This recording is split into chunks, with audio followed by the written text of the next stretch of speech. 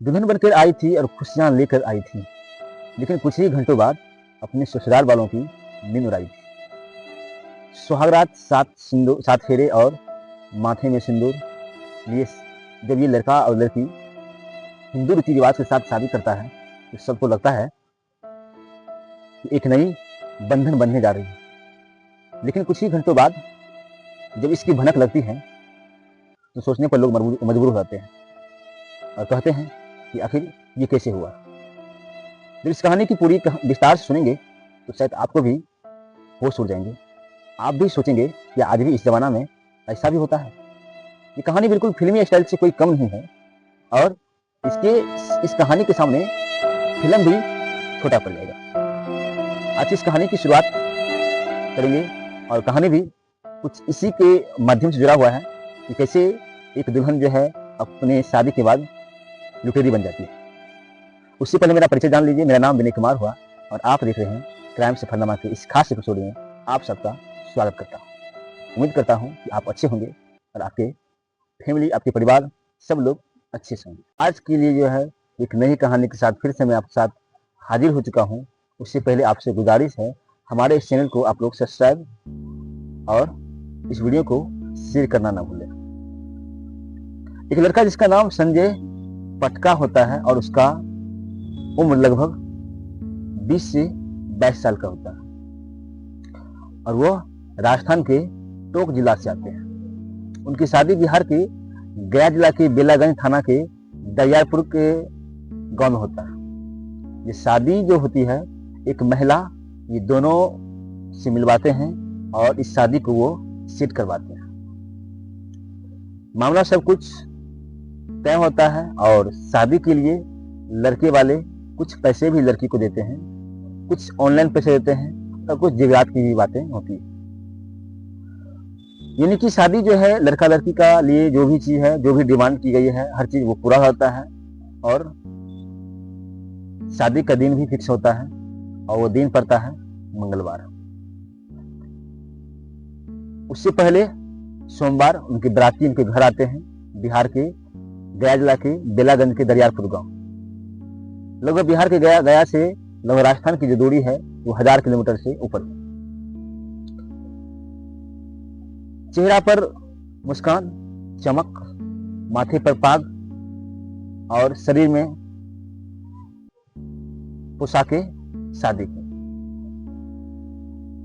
और बैंड बाजे डीजे के साथ राजस्थान के उस जिले से निकलते हैं और बिहार की तरफ रुख करते हैं और बराती के साथ घर वाले भी काफी खुश रहते हैं क्योंकि रास्ते में घरों पर बम पटाखे से काफी उस खुशी को मनाते हैं, एंजॉय करते हैं और फिर बिहार की यात्रा के लिए निकल पड़ते हैं। लगभग सोमवार के दिन जो है बराती बिहार के गया जिला पहुंचते हैं। लड़की के घर वाले की तरफ से उनकी स्वागत होती है। उसके बाद जयमाला कार्यक्रम भी होता है। इतना कुछ होने के बाद फिर ये कार्यक्रम आगे बढ़ता है। ये शादी ब्याह जो है पूरे हिंदू रीति रिवाज के साथ होती है। उसके बाद बरातियों को भोजन कराया जाता है। इधर लड़का और लड़की की तरफ से जो है जो हिंदी रीति रिवाज के साथ जो शादी ब्याह की जो प्रक्रिया है वो चल रही होती है। लड़का जो है लड़की के मांग में सिंदूर भी भरते हैं और 7 फेरे भी लेते हैं। सब कुछ तब तक जो है सब कुछ ठीक ठाक चल रहा होता है। उसके बाद बराती सब अपने अपने गाड़ियों में बैठते हैं, कोई आराम करते हैं, कोई सो जाते हैं और दूल्हे के कुछ परिवार जो है वो दूल्हे के साथ रहते हैं। कुछ लड़की के परिवार भी लड़की के साथ रहते हैं और शादी का सभी रस्म रिवाज पूरा हो जाता है। उसके बाद फिर एक कहानी शुरू होती है जो शायद आप सबको सुनना चाहिए। क्या ये कहानी किसी को भी झकझोर देगी दिलों की, जो शायद ये कोई सुनेगा तो उनको लगेगा ये कौन सी शादी है, ये फिल्मी कहानी वाली शादी है या ये रियल लाइफ वाली शादी है। क्योंकि अब तक ऐसा कहानी फिल्मों में सुनते थे, देखते थे और जानते भी थे।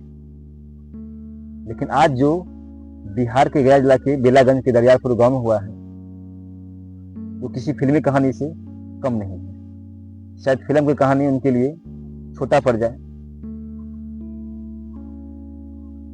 जैसे ही लड़के वाले ने लड़की वाले के घर पर जाते हैं तो वहां से लड़की गायब मिलती है। जैसे ही बाराती को, दूल्हे के रिश्तेदार को और सबको पता चलता है तो सब अचंभ रह जाते हैं, ये क्या हो गया, ये कैसे हो गया। क्या इस दृष्टिकोण से देखा जाए, क्या उस लड़की का किसी और से अफेयर था या कोई और मामला था। लेकिन जैसे ही उस परिवार के घर पे जाते हैं लड़का लोग, लड़का के परिवार, दूल्हे के परिवार, तो लड़की के साथ साथ उनके सारे रिश्तेदार सब गायब होते हैं। ऐसा मानो कि फिल्मी कहानी में जो शादियां होती है और फिर से दिखावा होता है और फिर उसके बाद सब सामान्य होता है, सब अपने अपने घर चले आते हैं। लेकिन कहानी का ये मकसद मेरा बताने का ये है कि आखिर इसके पीछे कोई रहस्य है या कोई राज है। फिर लड़का वाला काफी कुछ देर बाद जो है सोचता है कि आखिर इसके पीछे क्या राज है और कौन हो सकता है। तो कुछ आनंद फान में कुछ भी सुनाई दिखाई नहीं देता है, नहीं समझ आता है कि अब आखिर आगे क्या करें।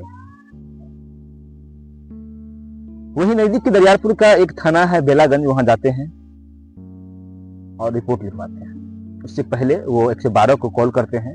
112 की टीम आती है, जांच करती है, पड़ताल करती है और फिर देखते हैं, फिर कुछ रिपोर्टें वो लिखते हैं। लेकिन कहते हैं कि आप एक आवेदन नजदीक के थाना में दे दीजिए।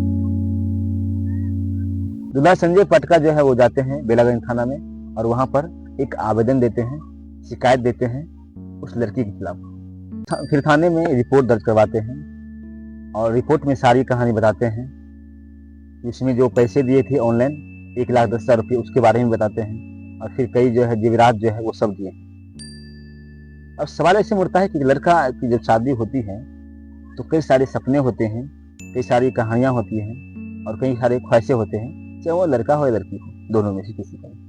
लेकिन जब इस तरह की कहानी आती है तो क्या उसे दुल्हन बना बोला जाए या उसे लुटेरा कहा जाए, या इवन आप उसे लुटेरी कहा जाए, लुटेरी दुल्हन कहा जाए।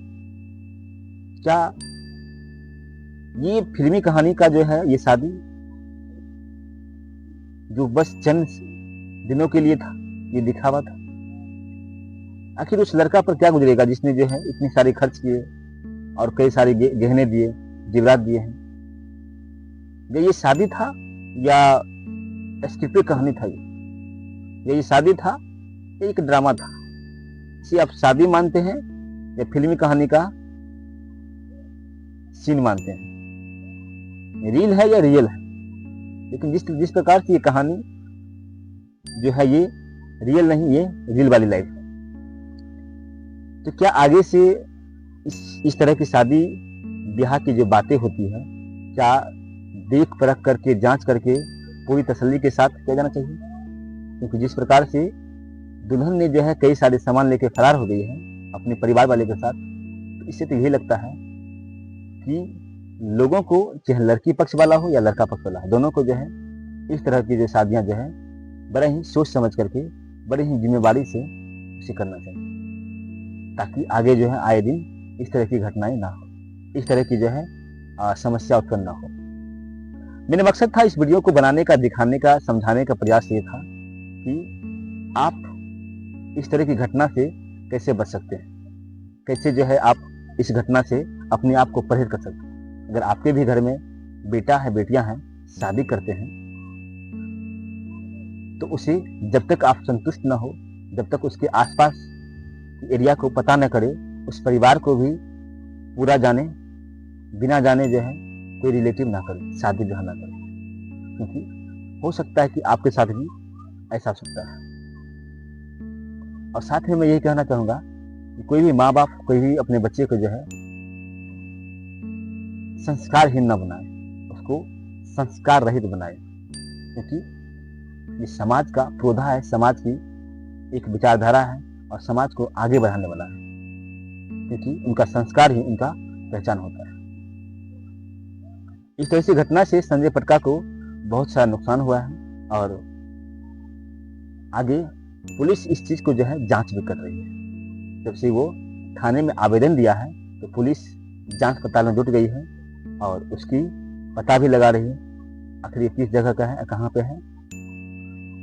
बाकी फिलहाल मैं इस जांच तक की ये खबरें मैं बनाया हूँ, खबरें मैं आपको विस्तार से समझाने का प्रयास करवाया हूँ।